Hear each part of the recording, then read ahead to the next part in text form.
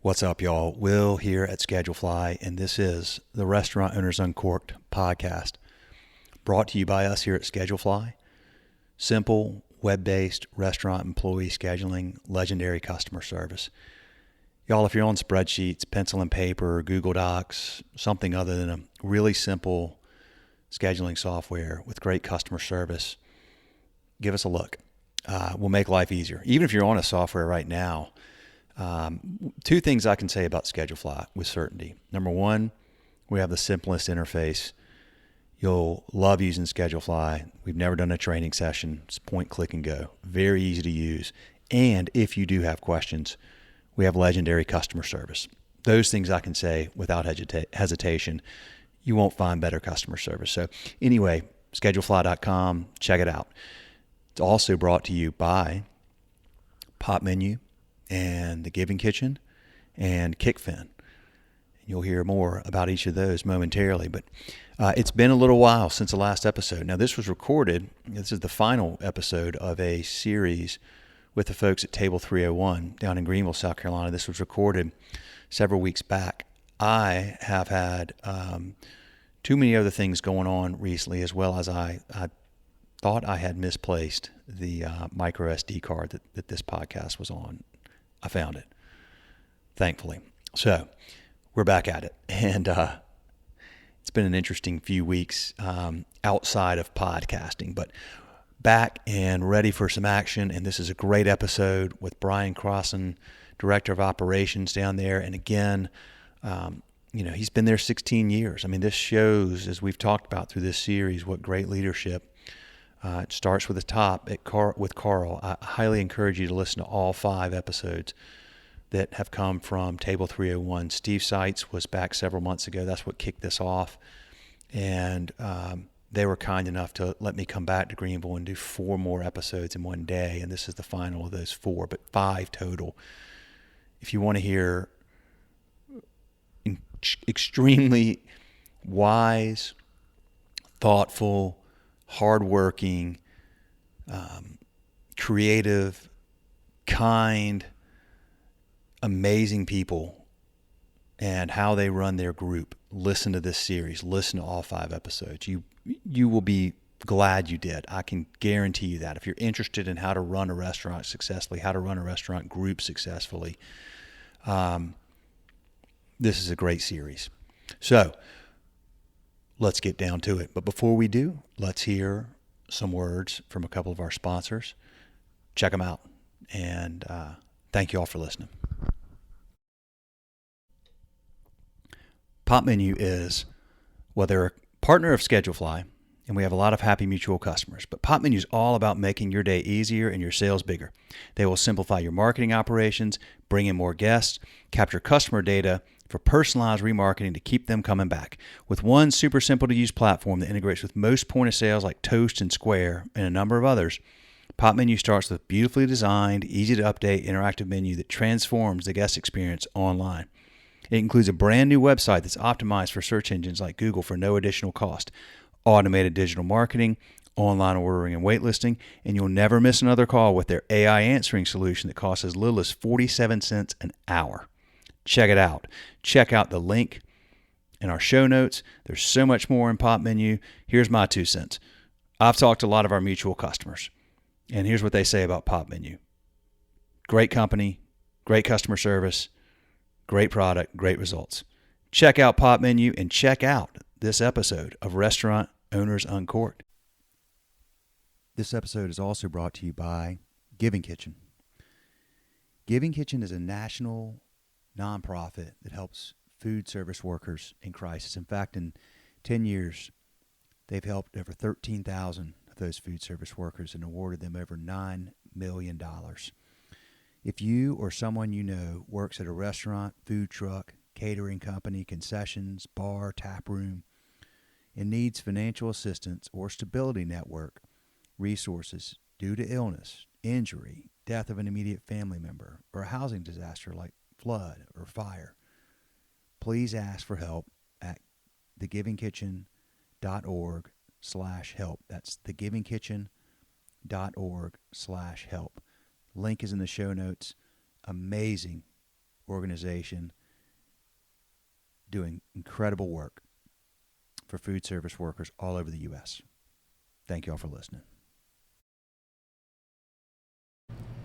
All right, we are recording, and this is the fourth and final episode today here in Greenville, South Carolina at Sobeys.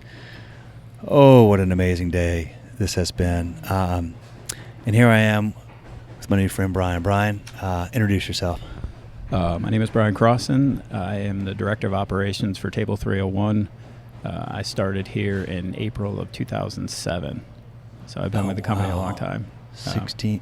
Do you know that that's literally the month we started Schedule Fly, April of 2007. How about that? I mean, y'all been with us a long time. Not since then, but you've been with us a long time. So, okay. So many things I want to ask you. The first thing I always like to ask is how and when did you get started in hospitality? I guess I worked for a pizzeria when I was in high school. Okay. And it was basically delivering pizzas. And it's kind of a funny story, maybe a touch inappropriate, but my best friend worked for this place. And the night before, we were partying pretty hard. And he called me from work and said, "Hey, can you work for me today?" And I said, "I don't work there." And he said, "I can't work. I can't stop throwing up in the bathroom." And he said, "I talked to the boss. He said that you could come in and deliver." And I said, "All right." So I showed up, and they sent me an address. And so I just jumped in my car, and then they're like, "Do you want to work here full time?" And I said, "Sure." So kind of working at a pizzeria on the fly is how it started. Where'd you grow up? I'm from upstate New York. Okay. So born in Buffalo, but moved about 2 hours east. And then I came down here to go to school in 2003. And I walked into an O'Charlie's and asked to wait tables there. And they said, "Where are you from?" And I said, "New York." And they said, "All right, you're a Yankee, so you probably work pretty hard." And they hired me. I was like, okay. And I only worked there for 3 months and then ended up moving back to New York for a couple of years. My parents owned a business up there. Okay. So I was helping my dad out. And then I came down here, and my father, my brother, and I bought a private label water company. Okay. In 2000, at very beginning of 2006. And we thought we were the smartest people in the world. And my parents had owned a business, so we and I was young. I was in my early 20s. Yeah.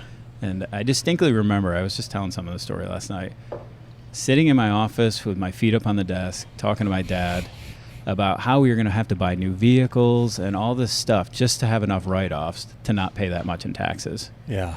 Because we were geniuses and we were going to be water moguls. And then 2 years later, we had lost a ton of money, weren't making any money, and my brother had started working here before that, and we said, we're going to have to go, we can't take any more money out of this business. So basically I walked in and started waiting tables here. At Sobeys? At Sobeys. Yeah. And I did for about 10 years before I got into management. Carl finally suckered me into getting into management. So yeah, that's how I got the start. That is wild. And my brother's been here since 2004. Okay. So, and he's the beverage director for the company now. So it's very homegrown talent, a lot of us.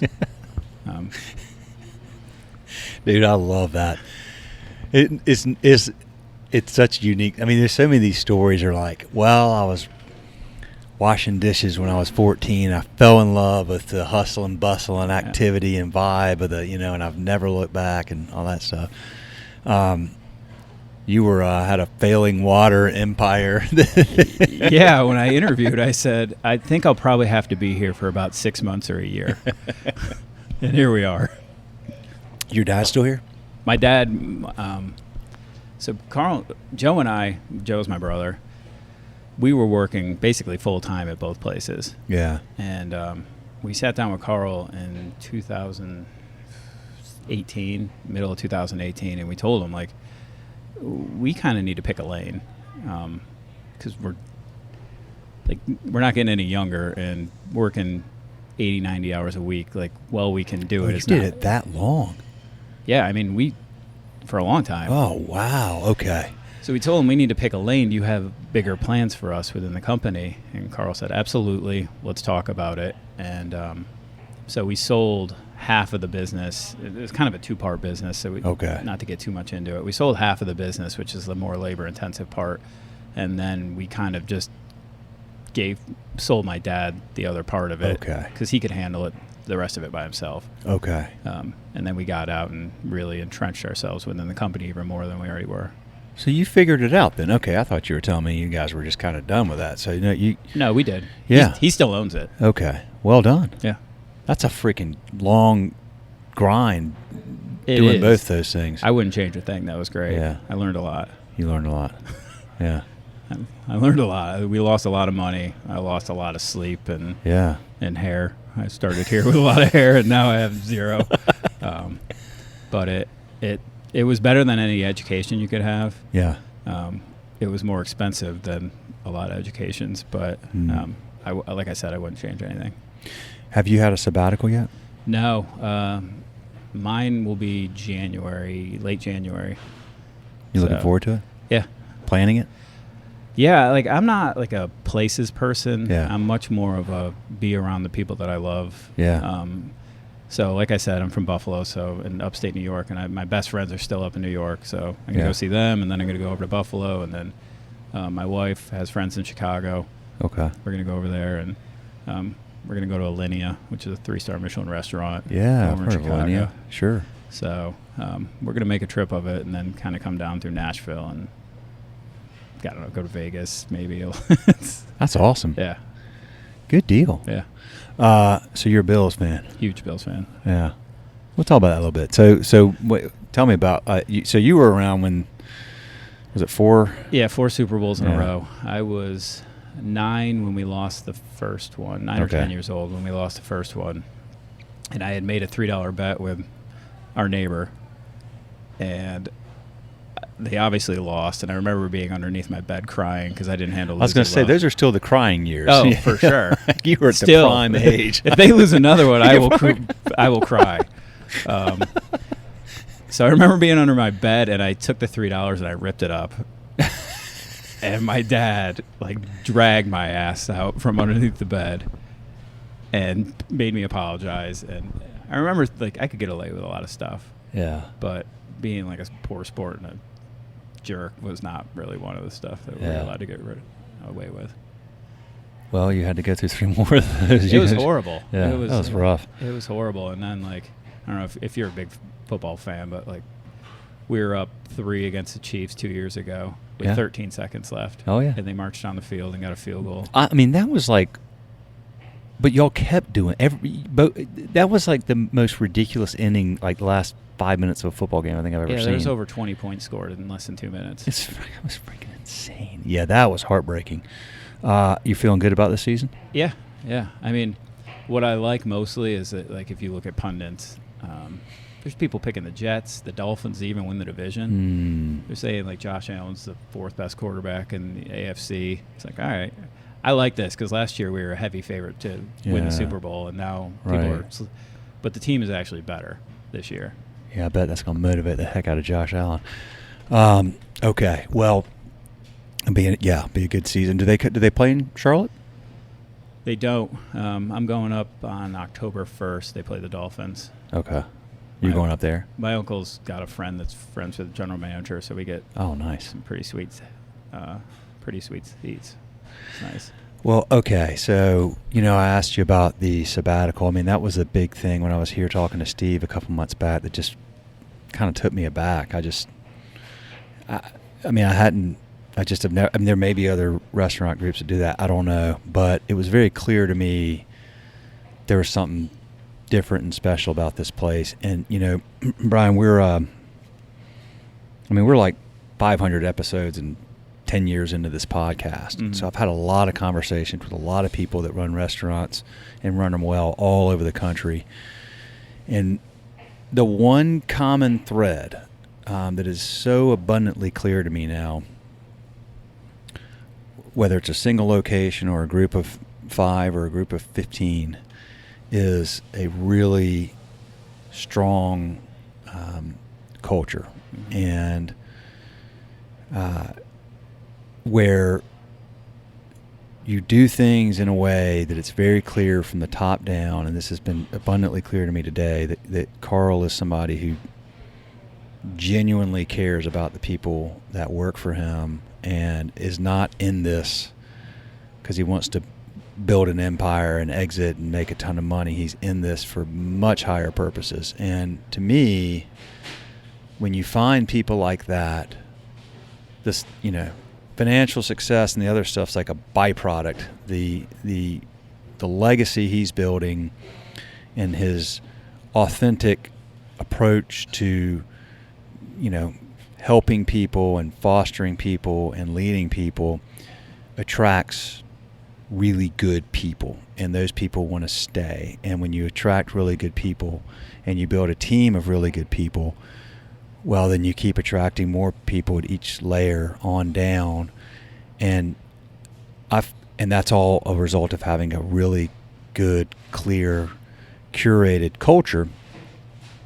And to me, this is like, so much has changed, and I want to talk about COVID, but so much has changed in this business, particularly in the last few years. So much has changed with the generation that's coming up into this business, and but this business, particularly for the independents that don't have, the economies of scale for buying power and all the things that the chains have, what you do have is the ability to be unique and authentic and real.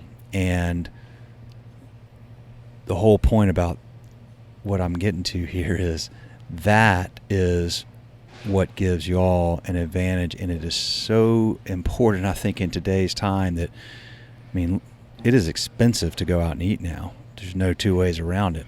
So when you go, your consumer is going to be discerning. Food's got to be good, ambience has got to be good, but the people, like Jada here last night with my wife and I, that is the real thing that you remember, that how that person made me feel. And y'all have clearly got up. I know it's not perfect, you don't do anything right all the time, I get it, but just, the momentum and the direction is in such a positive direction, and y'all are doing things so well. I tip my hat to that, and I'll tell you that truly, and I mean this, like I interview groups all over the country, and y'all have something really special going here. Well, you're right. It does start at the very top, and Carl is not one, and you already talked to him today, so you understand. He's not one to necessarily talk about himself, right, and what he's doing, and it's always we.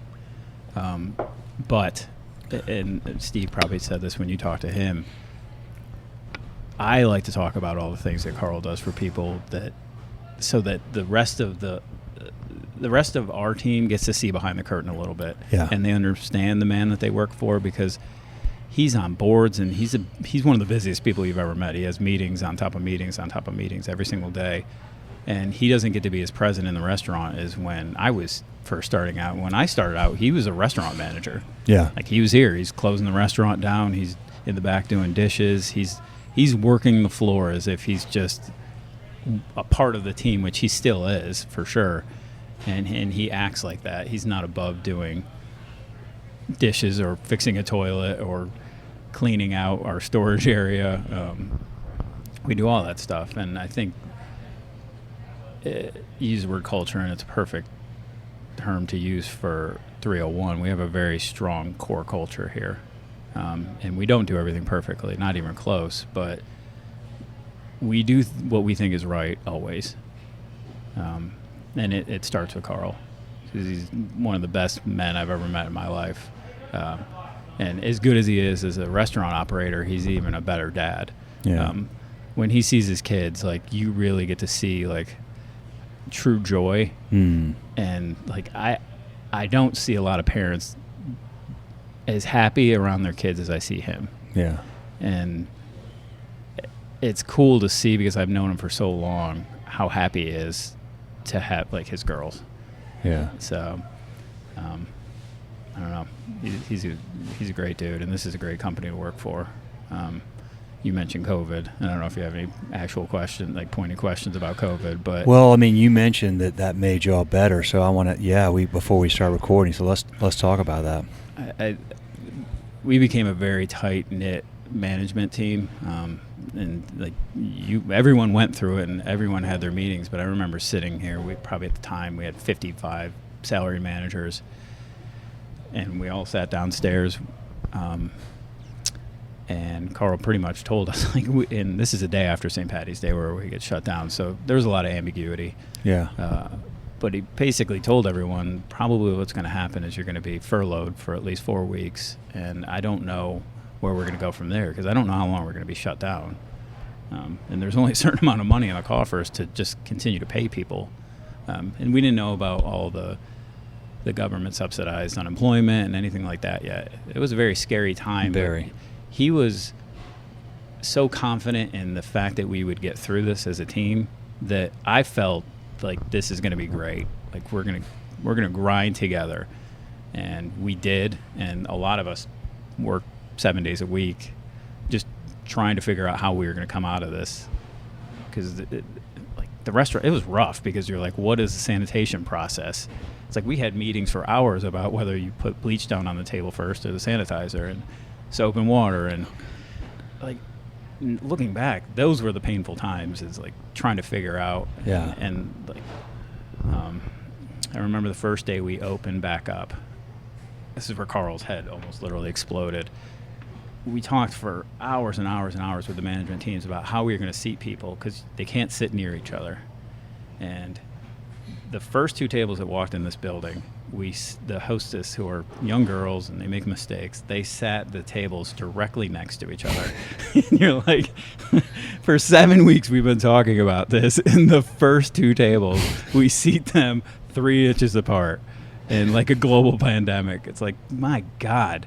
But like now it's funny. At the time it was not funny. But there's a lot of those stressors. But everyone took a cut in pay. Everyone took a 20% cut in pay for, God, it was probably 8-9 months. Yeah. Everyone got furloughed for 4 weeks.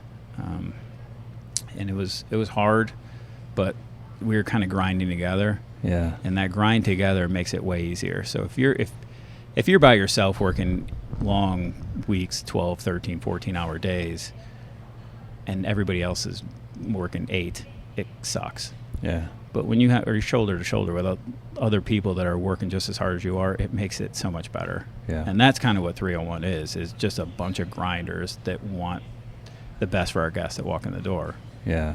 And one more thing about Carl, once like we got reopened and like at least a bajillion people moved to Greenville, because when we reopened the doors, there wasn't a lot of business travel, and all of a sudden we're busy. And I'm like, why is there so many people coming here? And why are there so many people downtown? And I think it's because, is the amount of people that moved here during COVID. Yeah. So that was a huge thing for us, because we all of a sudden we're going from like takeout stuff to like pretty decent sales considering. And Carl, so we all took our 20% cut in pay, and then he repaid everybody the cut. Golly. And like I'll be open, and I'm sure people would love to hear this, but like I was like, I don't know, man. Like I think we're all good. Like I don't know if we should do this. And he's like, no, we're doing it. And whether it was right, wrong, or indifferent, I don't know. But he's that type of guy. Yeah, it's a genuinely generous dude. Yeah. Well, but it all comes back around, like you said. I mean, you've been here a long time. Gina's been here a long time. Rodney's been here. I mean, everybody's been here a long time. For that's not just a coincidence. I want to tell you this story. Well, 2 things. I think I've mentioned her on every episode so far.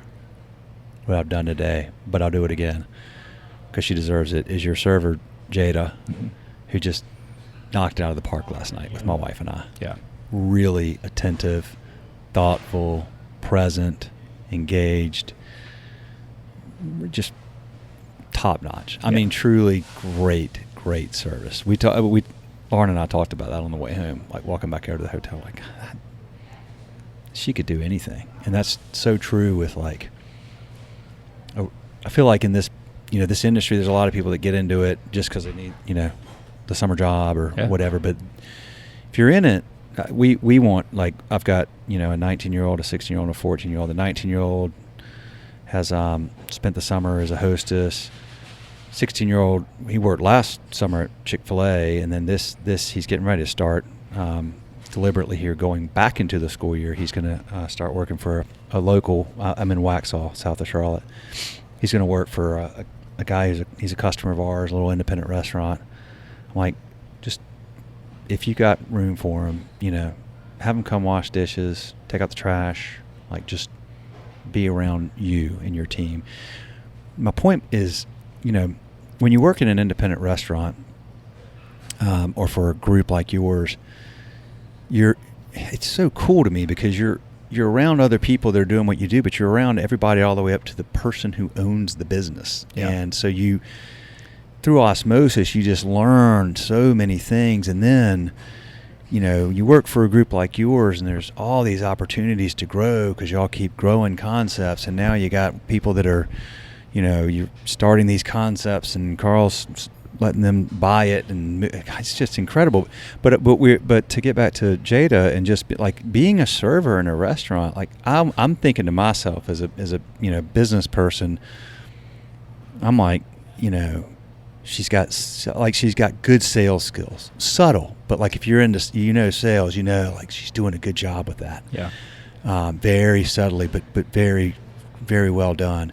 She's very conversational. She's very present in the conversation. She's attentive to both people. She's listening clearly and not just nodding along, but like absorbing what my wife and I are saying. And then she's educating us. I'm like, these skills, like you can apply this to anything. Like these are incredible life skills. But the cool thing is, yeah, she could do anything. But you know what? When she works with a group like this, she can do anything in this group and keep growing in her career if she wants to, and sky's the limit, right?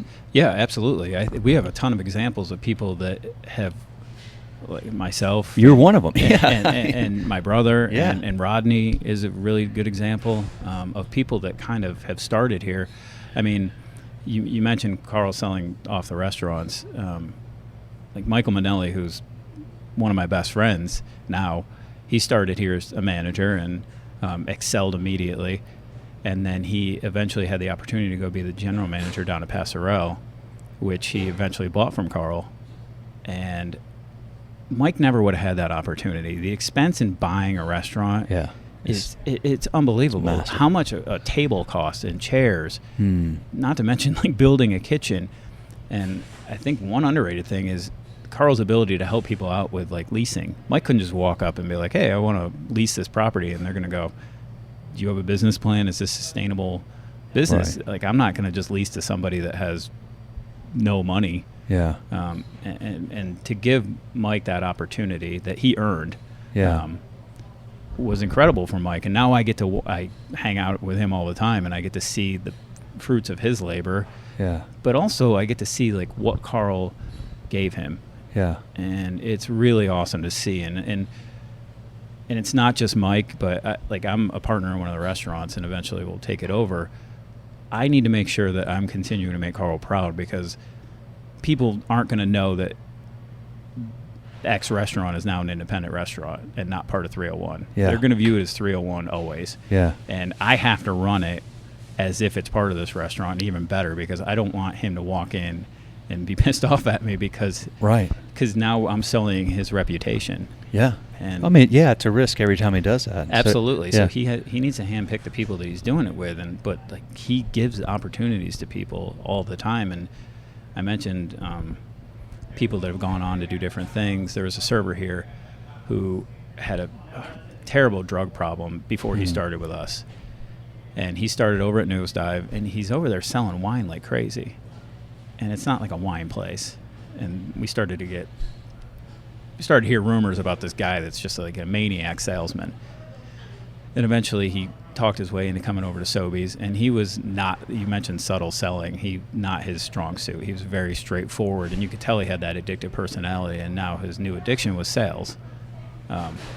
So when we finally kind of like, all right, Mike, you got to relax a little bit with all the selling that you got going here and stop being so pushy. He became just a machine, and people loved him, and he wasn't a used car salesman anymore. He was just an excellent server who had created a lot of relationships. There was a gentleman that called him every single day, every single morning, and left him a voicemail, and it was a prayer. And it was like, that's the type of relationships that we can build. And eventually Mike got to the point where it was like, he was so good. And there was coincidentally, there was a used cars, or there was this owner of a car dealership that was like, hey, you want to come work for me?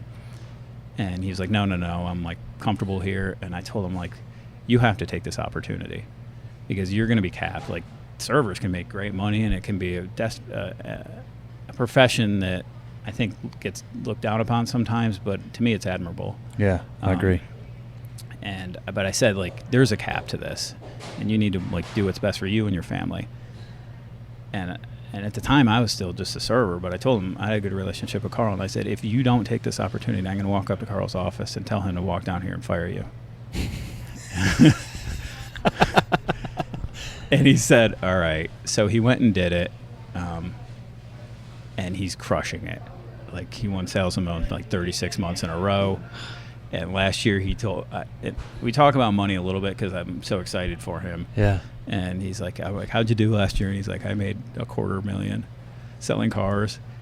And I go, that's incredible. And I don't have 1 ounce of jealousy because I could not, it's like me being jealous of Michael Jordan's basketball ability. It's like, I could never sell as well as you. Yeah.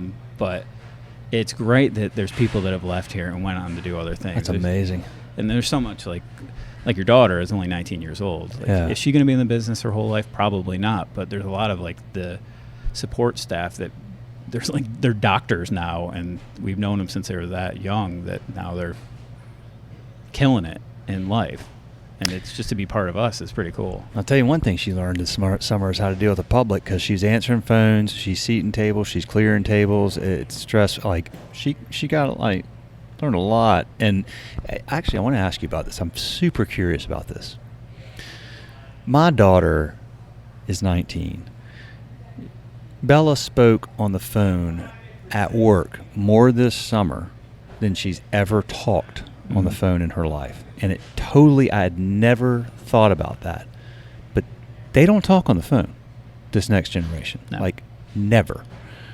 And then I started thinking, I wonder what her phone skills are like. Like, you know, and then I started thinking, oh my gosh, all restaurants who have somebody like a host or hostess answering the phone, don't you have to teach them phone skills now? Like, I didn't even think about that until a while. I'm like, wait a minute, she never talks on the phone. Does she even know how to do it? I'm so curious about that, because that's such an important part of the process. Like, I call a restaurant, like, you want somebody that knows how to be engaging on the phone. Yeah. But none of them do it.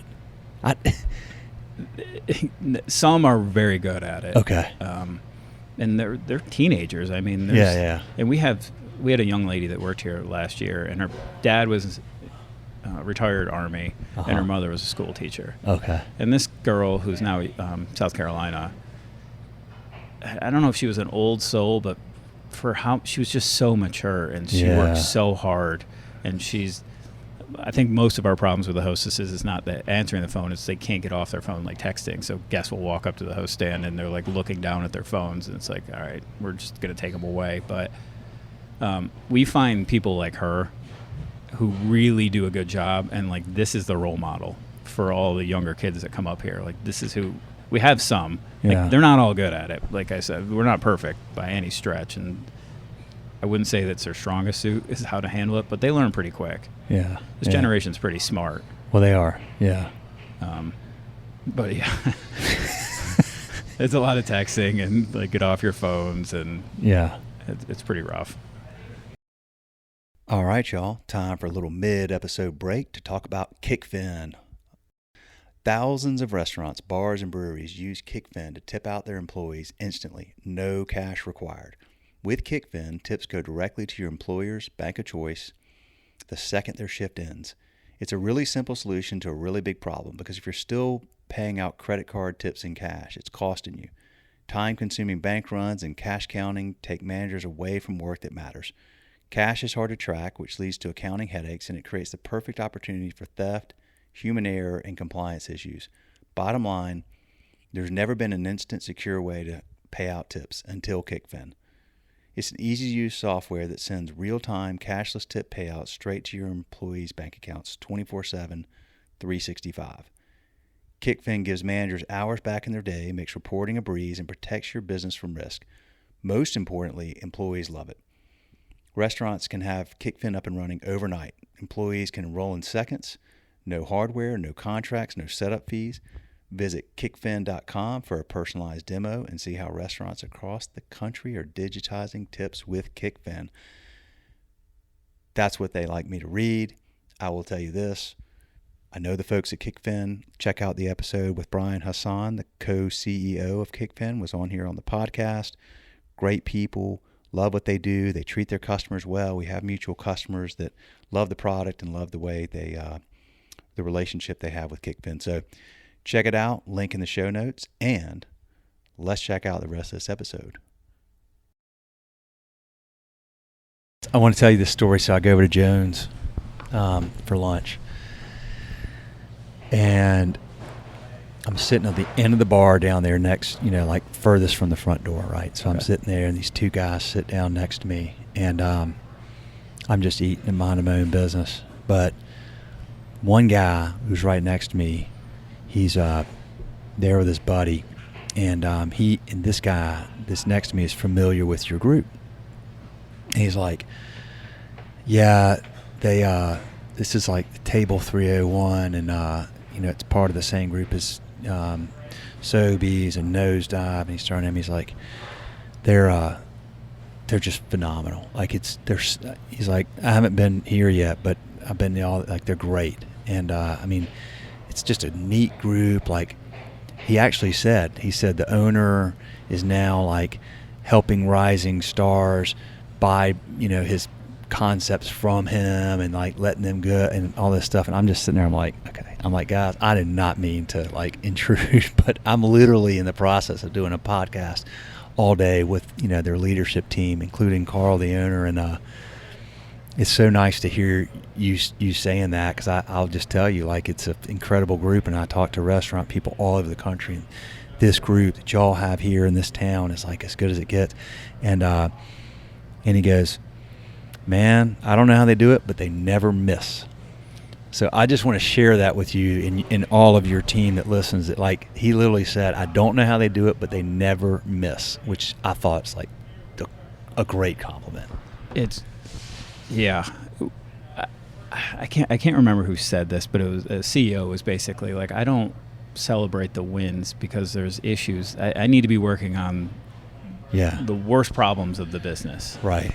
And I don't think sometimes we see all of the great things that we do through the mistakes that we made. Yeah. And we make them every single day. So Sure. It's very much we focus on that. And I think that it's probably one of our weaknesses as a company. And I don't think the staff might know this, as we're constantly looking at the negative, but we do a lot, at least Carl and I. Right now we're going through, like, our executive team is all doing psychological evaluations and our personality. Yeah. And it's interesting. The psychologist I spoke to, I did mine yesterday, and he said, the interesting thing about your leadership team is that there's so much difference in everybody. Yeah. And Carl and I view things a lot the same, where it's like, all right, that's a problem and we need to fix it. And we don't always look at the positive in it. And we need to do that more. We talked about it yesterday. It's something that we need to work on. But like, it's great to hear that. And it's always just like, the first thing I think about sometimes is like, oh my God, like, we screwed this up over the weekend, and like, we're not as good as these people think. And it's like, that's not a great way to look at it. But if you're going to strive for perfection, you need to kind of look at it like that a little bit, I suppose. There's a saying, I tend to be hard on myself, and there's a saying I have to remind myself often. Like, I told my wife the other day, if I ever got a tattoo, it'd probably be this: perfect is the enemy of good enough. And, it's good to strive for perfection, but be okay with good enough. And, knowing that perfection is very hard to achieve. It's hard to achieve it every day, day in, day out. There's always going to be little things, but give yourself a little bit of a break sometimes and be okay with, because good enough for y'all is like great for most people. Like, so I mean, you had, like, I'm telling you, like that last night with Jada, the comment I hear, the organic random conversation right there, like, that's just my experience in less than 24 hours. Yeah. So Well, I think one thing that we've looked at, especially for myself, how I try to view things more now, is giving people clear and concise expectations. Yeah. Because expectations is like, what is perfect? Right. To me, meeting expectations is like the perfection. Yeah. And like a Michelin star restaurant service is going to be a lot different than an Applebee's type of service. But that doesn't mean that it wasn't perfect service for Applebee's. Right. Okay. And I think given those expectations is important for people, because it makes everybody feel better, including management, about how things are going. Yeah. Because you can't compare two different concepts, right, and how things are executed. Right. It's a very apples and oranges comparison. It doesn't make sense, and I think it'll slowly drive you crazy if you try to do so. So you are going through. That's interesting. That helps me connect the dots to some of the things Carl was talking about this morning. I'll let you listen in here, but he was self-aware of how he thinks and what's important to him, and anyway, that must come from that. Yeah, it's eye-opening for sure, to kind of see where I'm more interested in my weaknesses than necessarily my strengths, and it's something that I would like to focus on. And I think all of us, it's the same. Like, but also understanding other people's personalities and what motivates them is important, and that's from the top down. Yeah, like how you deal with individual servers and management and what motivates them. Yeah. Do I yell at this person because that'll motivate them? And if I yell at this other person, they're just going to shut down completely. And, and understanding people, it's not always easy. No, that's a very hard thing to do. To know yourself well enough to then start understanding other people and picking up their cues and understanding how to take your strengths as a leader and massage them or tweak them based on what the people around you need. And that's part of the growth of being a leader, right? We just keep growing and learning about yourself and others. That's really cool that you are doing that, though. Yeah. I bet that's been quite an interesting process. It's pretty funny. It's funny to hear him talk. Like I got my brother who's already done it, and if you ever talk to him, he doesn't lack for confidence at all. Yeah. So he's very sure of himself, but he doesn't have strong opinions about stuff he doesn't know about. Yeah. Which I think is important. Yeah. It's like kind of stay in your lane a lot of times, and like I hate social media so much, and I think it kills a lot of how you mentioned your daughter and how she's on her phone, she can't talk. I think like boys, I watch these young food runners talk. They don't even talk to women or girls. They don't know how to talk to them anymore because all they do is text and all this stuff. So it's like I've been with my wife before there was like apps to date and all that stuff. I watch, like, you go to a bar and there's no picking up on women anymore, or how to like converse with them or and it's important that I think it's hurt society a little bit. Could not agree more. I was over yesterday at Oku, and I had Kimball Brienza on. Do you know Kimball? Have you met him yet? He's the guy for Indigo Road. He owns Oku, that brand within Indigo Road. And I did an episode with him, but before he came out, I was like kind of sitting outside waiting on that little patio, and there was a couple of young women that were at the host stand, and one of them was like, she was talking about how she had been on a date the night before. Dude didn't know how to talk. Like, she's got a 3-year-old son. She's on these dating apps, and she puts on there that she has a son because she's not going to date somebody that matters to, and then that eliminates like so many of the guys, and And I'm like, how do you? I just like I'm kind of like just sitting there, and they kind of look over at me, and I was just like, guys, how do you find guys now? Like, how do you go find? Is it dating apps or what? And the one that was like, she's like, I don't know. I'm about to give up because like dating apps I can't stand. But then like I go out and nobody talks, like nobody approaches you. Like I finally have this date. The guy that literally doesn't really know how to talk at all, and good grief, man, that is not a good thing. Like for so much in our culture. And it's not just dating; it's how we communicate. It's how we From a business standpoint, you need to be able to sit down and have a conversation with someone. I was telling the psychologist yesterday, I'm like, I'm not a strong writer. I would much rather have a conversation with you because I think I can get my point across much better than in written word. I feel like it's a little too stern, and people are like, God, he seems very angry when I'm not. Yeah. And it's important to understand that that's not the case. Well, that's interesting you say that because I feel like so many people communicate primarily now through text. And look, man, I mean, I got so fed up with it. I had an iPhone 11 3 years ago, and this is what I have now. That's sweet. Flip phone.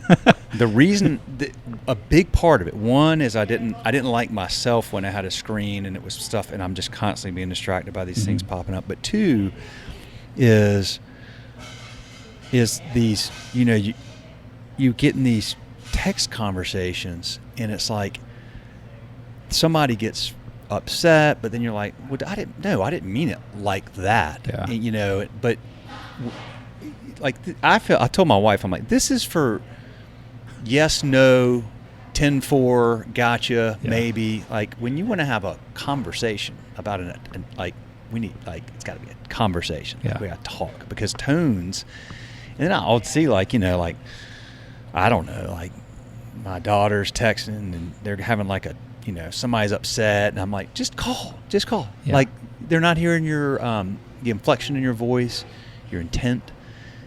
That doesn't come across in a text, and the way people read the words is different than the way you're intending them to be read because they're reading it in their voice. Like, just talk. Well, I also think that you're much more willing to write something that you're not willing to say. Oh, I completely agree, which is the big problem with social media. It's like if, say you're driving and someone cuts you off. Yeah. And you're just like, oh, I'll flip them off. Well, say someone cuts you off when you're walking into an elevator. Yeah. Are you going to scream at that person while you're standing next to him going like up 5 floors? Like, of course not. No. You're not going to say anything. You act completely different when there's no consequence at times. That's right. And I think that's a lot of the issue with like the kids, and they talk to each other. And my wife went out with one of her friends, and her daughter's 11, and she's in a text fight with one of her friends, and they're fighting back and forth. And she's telling me the story, and I'm like, oh my God, this is horrible. But the things that they were saying to each other, she read the thread, and it was like some really vicious, mean things. And it's like, I don't think parents are raising these kids to be this way, but society is a little bit. The kids are not different. It is the tools they have. Yeah. I mean, it's the tools we all have. People look on Twitter. I mean, it's like this cesspool of like angry, negative stuff that you would never say to the person if you were sitting across a table with them. In fact, we cut off. You were talking before we were recording. We were talking about our ransomware thing at ScheduleFly a year and a half ago. We had I never know with this stuff. I'm like, we should have one. We had a Twitter account, didn't really use it. Holy cow, did people just start getting mean and awful on Twitter? Like, like, you suck, ScheduleFly, like, why can't you get your stupid site back up? Like, it's been 6 days. Are you idiot? Like, I mean, it was just horrible. Yeah. And so my response was, I've never really liked Twitter. We don't really use it. And I just cut the account off. I'm like, man, because it's weird too, because like it depends on Twitter. They're mean. Instagram, they're all nice. Like you're getting all these DMs, like, "Hey, got your back." Like it's a weird, different ones attract. But boy, yes, to like the text stuff. It's just like thumbs down, man. we got to be able to have these conversations like you and I are across a table where we got problems. Oh, I think Twitter. Ironically, Twitter is the only thing I have. Well, it's good if you like to read and like you can learn a lot. Yeah, I follow who I want to follow. Like I said, I'm a huge Bills fan, so it's like I follow like beat writers and Buffalo Bills stuff. So it's like when I'm scrolling, it's like I'm scrolling what I want to scroll, and I'm not getting into the comments because if you do, it's horrific. It's horrible. And people do you watch stand-up comedy at all? Oh yeah. So do you know who Bill Burr is? Oh yeah. Yeah, I know who Bill Burr is. So, he's freaking hilarious. Yeah, I love Bill Burr. I love him, and he has a stand-up routine that's basically how men and women are different in confrontation. Like men, there's this underlying like act of violence that if you screw with a guy too long, you're going to get punched in the face. Yes. And with women, they don't rarely like hit each other or get violent. Yeah. So, and he's talking, and then he goes on to say about, like, if there was no repercussions for our actions, we could walk up to like some muscle-bound guy and smack the protein shake out of his hand, and you're not going to get punched in the face. Well, I kind of think that's what social media is. Like, there's not a lot of consequence to that, where you can just say whatever the hell you want to anybody, and it doesn't matter. Mm-mm. But it don't matter to them. Like, you felt like crap reading that. Oh, it really was like, I mean, in the middle of all that, I was like, I can't take this. I got, like, this is too bad. Like, yeah, it was horrible. And I'm like, really? Like, that's what you do when somebody's, like, down? Like, just put your boot on their face? Like, but you would never say that if they really knew you. Yeah. And what was actually happening. Yeah. And they could genuinely look at, then they're just like a sociopath. They're insane. That's exactly right. But with social media, it's just like I can be a jerk and I don't have to feel bad about it. Like I almost feel like a superior. Yeah. Like I'm on top of the hierarchy of this. And how could that happen to them? It's like it could happen to any of us. Like if you think no one's that smart. In the grand scheme of things, none of us know really much of anything. Yeah. And the smartest people in the world are the ones that know they're not very smart. Yes. Yeah, the older you get, the more you realize that. I had a customer that called during that, and he said, Will, I totally feel your pain. He's in Oklahoma City. He's got like 12 restaurants. He's like, man, about a year ago, I got an email one day, and it said, your investors' financial statements. He's like, huh. And he opens the email, and it says, look, I got into your QuickBooks, and I've got all your investors' financial statements. They're all attached here. Here's their names. I'll list them all out here in the email, so this isn't some like fake scam thing. He's like, it's all their personal financials, and if you don't pay me, I'm gonna release them and put them out on the internet. And the guy's like, God, and the person had gotten in through some folder that had been inadvertently left open 10 years ago by a consultant. They're out there everywhere. It's like I was saying, they were in for 2 years. Like there's so much volume of this stuff. It's everywhere. I would never wish what happened to us on any of our competitors or anybody else ever in a million years. Yeah. Like if some competitor of ours got hit, I'd be like, call me. I'll tell you what to do. Like because it sucks really bad. But yeah, it's that was anyway. That was an interesting time and interesting thing to navigate, but we initially just put a message up. We had to we had to redirect everybody to a landing page, and we just put like a paragraph. I'm like, like I want to look in a camera every single day and tell people what's going on, because that will connect us to them in a way that's very different than just words on a screen. And I don't know if that's the right thing to do or not. A lot of companies just put out a statement and just leave it alone. I'm like, God, these people like pay us, like they spend their hard-earned money for our stuff. Like, we're gonna like be as open and honest and transparent as we owe them that, at minimum. Well, going back to your Twitter comment, I think it's easy to respond to written text and go like, how do you let that happen? Like, what a crappy organization they're running there. But if you watch a video, and I watched all your videos when you went through that, there was genuine concern for your clients when you were talking to them. It wasn't just BS. You Yeah. could tell Yeah. it was genuine, and that's important for people to see. Yeah. Is the context of it. Yeah. And that was just a small, like, it was almost like a COVID situation in a 12-day span for you. Oh, it totally was. But yeah. way worse for you specifically. And Carl, I don't know if you follow like the Table 301 newsletters or anything, but during COVID, he's a fantastic writer, and he basically would write very positive messages to our entire database, which went out to the staff and then any of the customers that we have. So thousands and thousands of people. And we got emails all the time about how like people look forward to getting his newsletter or whatever he was calling it at the time, just a letter to anybody that was willing to read it. And it was so positive. It helped. And like I kind of, when you had your videos up, it seemed very similar to me. It helped people get through it together. Wow, man, it gives me chills. It brings back a lot of emotion and memories from that. Yeah, well, it,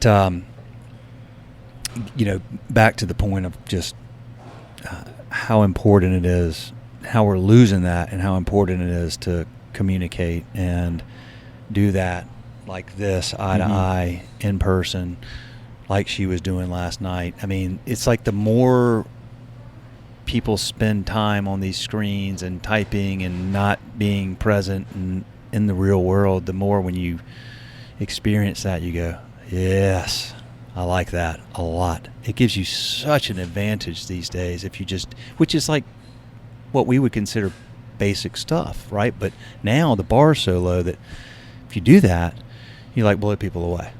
Yeah, people melt down now if they leave the house without their phone. Oh, God. Can you imagine? Like, I don't know how old are you? 49. Okay, so I'm 41. I didn't get a cell phone until I was 19. Yeah.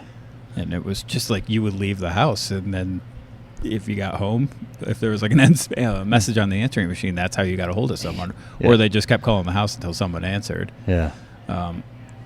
I kind of miss those times a little bit because everything is so immediate now. Ugh. And people have lost patience.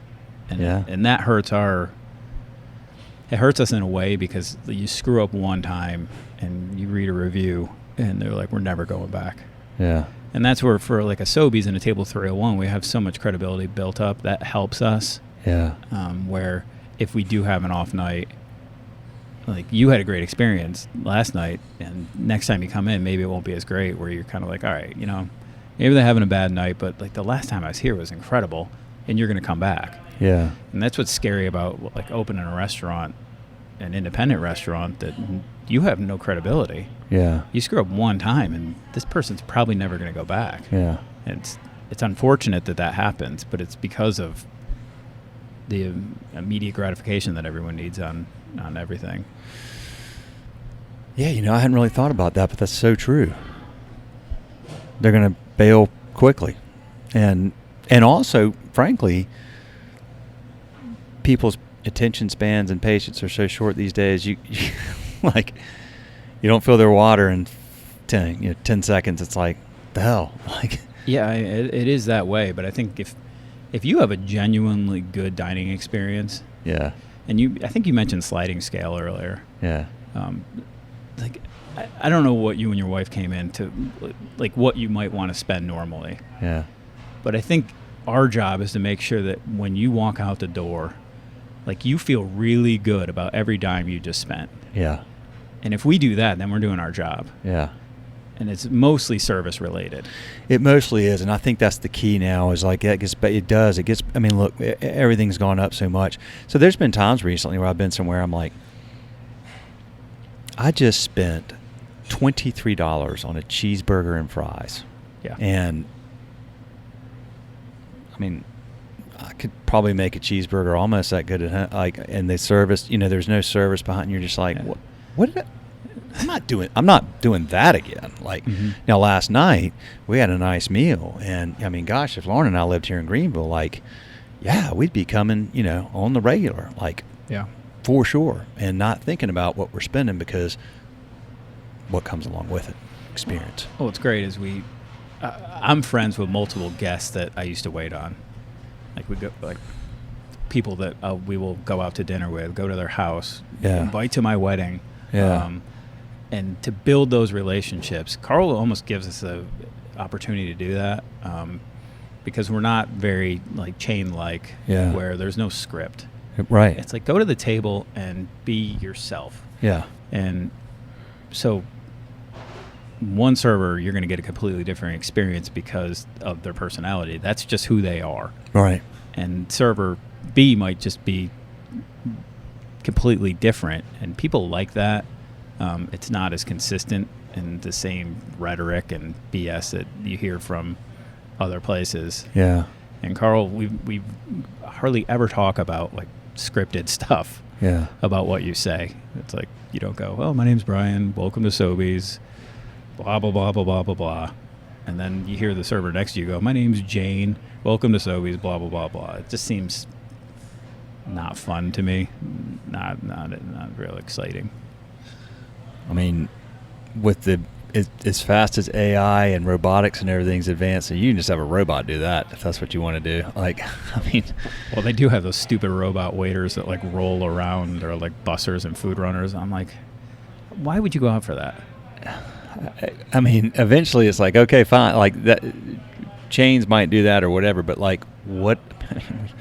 We're a social beings, and we want to be around authenticity and realness, and we, that's what we crave. And so that's going to happen. Like, you're going to go to you'll go to restaurants at some point in the next decade, and there'll be like a freaking robot that comes and, hi, I'm Charlie. Somebody will do that. But what it'll do for the folks that don't is just give you an advantage in so many ways, because I'll pay for real if I get what I got last night. I'll do that any day. Like, what's your opinion about like QR code menus and things like that? Well, they give me a bit of a problem. Yeah. Your 86 Motorola that you got over there. I mean, I understand a lot of these technologies and the need for them in some way. I mean, I personally, I mean, like, I'm a guy that still reads an actual book. Mm-hmm. And, like, I hold the actual book. I like to hold a menu. I like, I mean, even if I had an iPhone, I'd rather just, I like the more authentic, real, messy way, so I don't know. I completely agree. I think that the problem with the QR codes, and like my wife and I go to restaurants with them, and then basically you're on your phone, staring at your phone, and so is your person that you're with, and there's no conversation going on. Yeah. Like, you can set a menu down and go back to it, but inevitably you're going to decide what you want and then start scrolling on something stupid on your phone instead of just setting it down. Yeah. And now you have not just 2 people, 4 people, 8 people at a table all looking at their phone. Is there anything more depressing in a restaurant? No, I hate seeing it. It drives me crazy. And when we go out for a family dinner, when any of my kids pulls out, I'm like, put it down. Like, no, not here. Yeah, I can't. Really? You're out sitting with people? You got away from what you're out away, and now you're on this? It's sorry. It drives me nuts. Yeah, some of my happiest moments are just sitting around a table with friends and family. Yeah. Just chewing the fat. Yeah. It's great. There's nothing better. But you ruin that when everyone's on their phone. Yeah. And who are you communicating with? Or who are you looking at? It's like, you're not interesting enough right now in the moment. Let me go. Yeah, or you're looking at someone and you're going, wow, their life is so much better than mine. And then you go, wait, I know that person. Their life is not better than mine. Yeah, they're not doing anything. But like Instagram seems to like indicate that this person's life is amazing. Yeah. It's like, I know that person. They got some issues. Yeah, man, I tell you, with teenage kids, that stuff just really. Lauren and I were actually talking about this last night. She was telling me that who said this quote? I can't remember, but anyway, it's we were kind of on the same subject matter, and she said let me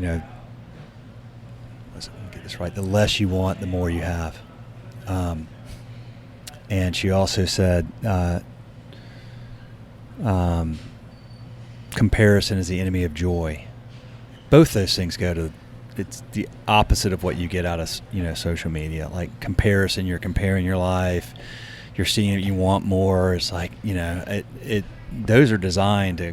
100%. There's do you know who Jordan Peterson is? Yes. Okay, so I don't know if I've watched 1 million hours of Jordan Peterson YouTube clips, and one of them is one of his clients was comparing himself to his college roommate. Yeah. And he said, my client, this guy is like uber successful, he's killing it in life, but his roommate from college is doing so much better than he is, and he's having a hard time wrapping his head around that, and it's basically he's falling into a state of depression because of it. And Peterson goes, well, who's your college roommate? And the guy says, Elon Musk. And it's like one of his rules is basically don't compare yourself to who someone else is today. Compare yourself to who you were yesterday. Yeah, right. It's like if you're doing better, and it's all about incremental improvement, if you're doing better than you were yesterday, and you're going to do better tomorrow, then you're unstoppable. Yeah. Like, what could be better than that? Yeah. If you just keep bettering yourself. Yep. That would make the perfect life. Yep, absolutely. So I think about that a lot when you compare yourself to someone. It's like, then you get into like a keeping up with the Joneses situation. Like, oh, my friend got a BMW SUV. Now what do I have to get? Yeah. I got an Audi or whatever. Yep. It's better to BMW. And it's like, is that really... So you're doing that because of your friend? Yeah. And you may be doing it subconsciously, but if you're wanting more, again, less you want, the more you have. I think that's a great, very concise way to, very broadly think about life. Man, dude, this has been so much fun. I've really enjoyed hanging out with you and talking to you, and I appreciate the time. Your group is amazing. You live up to all the expectations. This has been an incredible day, and there are a lot of people that listen to this podcast, and they're going to get 4 straight episodes of just incredibly interesting and inspiring and educational conversations. So thank you very much. Yes, sir. It was a pleasure. Absolutely. Absolutely. That is a wrap, y'all. Thank you for listening. More episodes coming soon. See ya. Hey, y'all, before you sign out on this episode, a couple of quick things. Number one, if you listen to us on iTunes, if you could give us a star rating and a comment, it would help so much. Same thing if you're on Spotify, follow us, or any platform that you're on. If you would just do whatever their rating or follow options are. What that does is it tells the algorithms that this content is good and meaningful and valuable, and it'll tell them to put it in front of more people. So thank you for doing that. If you take the second to do that, that'd be so awesome. And also, if your restaurant is either using Excel or you're using some software that's expensive and has a lot of bells and whistles you don't need, or maybe doesn't have great customer service, we'd love to take care of you at ScheduleFly. Simple, easy restaurant employee scheduling software. Legendary customer service, 30-day free trial, schedulefly.com. My cell phone number's on the trial sign-up page. Thank you for listening. See ya.